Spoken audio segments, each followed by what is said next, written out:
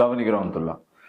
آج ہم بات کریں گے لیلۃ القدر کے حوالہ سے، لیلۃ القدر کی نشانیاں کیا ہیں اور اس کے اندر کون سا عمل ہے جو خصوصی لازمی کیا جائے، کون کون سے اعمال کیے جائیں۔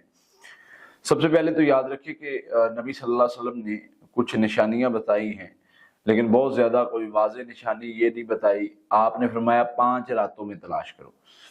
اگر دیکھا جائے، غور کیا جائے تو 5 راتوں کا جو عمل ہے، 5 راتوں کا جو سودا ہے، یہ کوئی بڑا تو نہیں ہے۔ ہم نے جو بھی کام کرنا ہے، جو بھی عمل کرنا ہے، یہ عمل ہم جب کریں گے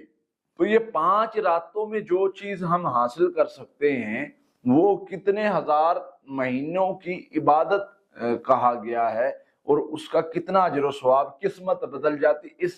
اس ایک رات کی عبادت کے بدلے نبی صلی اللہ علیہ وسلم نے اتنی باتیں بتائیں، اتنی فضیلتیں بتائیں، بندہ حیران رہ جاتا ہے کہ ایک رات کی عبادت کا اتنا ثواب۔ اور اللہ کے فرشتے زمین پر اترتے ہیں، اللہ کے فرشتے بندوں سے ملتے ہیں، اتنے فرشتے اللہ کے اترتے ہیں زمین پر، اتنے ذرات بھی نہیں ہیں جتنے اللہ کے فرشتے جو ہے زمین پر اترتے ہیں، اور جو اللہ کے سامنے گڑ گڑا رہے ہوتے ہیں، رو رہے ہوتے ہیں، اللہ کے سامنے اپنی جولی پہ لا کے بیٹھے ہوتے ہیں، ان کی دعائیں قبول کر لی جاتی ہیں، ان کو بخش دیا جاتا ہے، ان کو جہنم کی آگ سے آزاد کر دیا جاتا ہے، کیونکہ اس رات اللہ تعالیٰ لوگوں کے لیے لکھتے ہیں، لوگوں کی جو ہے وہ لوگوں کی دعاؤں کو قبول کر دیتے ہیں، لوگوں پر جنت کو واجب اور جہنم کو حرام کر دیتے ہیں۔ تو یہ رات بہترین عمل کرنے والا جو ہوتا ہے، اس میں سب سے پہلے تو یہ ہے کہ آپ کوشش کریں قیام تھوڑا یا زیادہ لازمی کریں، صدقہ تھوڑا یا زیادہ لازمی کریں، باوضو رہیں کوشش کریں، کیونکہ باوضو رہنا ایک الگ سے ایک اپنے طور پہ عبادت ہے۔ پھر اسی طرح سے ذکر لازمی کرنا ہے، سبحان اللہ و بحمدہ، سبحان اللہ العظیم، لا الہ الا انت سبحانک انی کنت من الظالمین، سبحان اللہ والحمد للہ ولا الہ الا اللہ اللہ اکبر، اور اس کے ساتھ ساتھ استغفار اور درود شریف چاہے تھوڑا تھوڑا پڑھ لے، یہ ذکر لازمی کریں، کیوں یہ وہ ذکر ہیں جن کے بارے میں اللہ کے نبی صلی اللہ علیہ وسلم نے فرمایا یہ پڑھنے والے کی پریشانیاں دور، تکلیفیں دور، رزق میں اضافہ، اور پڑھنے والے کو جنت کے میں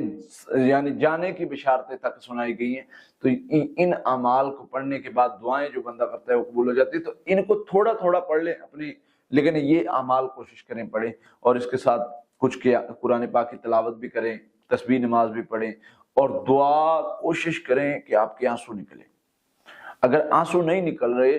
تو کوشش کریں رونے والا منہ بنا لیں۔ اللہ تعالیٰ کو یہ چیز اتنی پسند ہے، ایک آنسو گر جائے جہنم کی آگ حرام کر دی جاتی ہے اس بندے پر۔ تو یہ بہت بہترین موقع ہوتا ہے۔ اس کی علامات کے حوالے سے کچھ بہت سے زیادہ واضح چیزیں تو نہیں ہیں،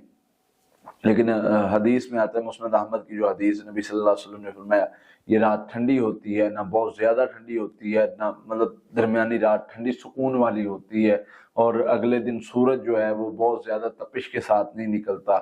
کیونکہ اس رات فرشتے آئے ہوتے ہیں، اللہ کے فرشتے۔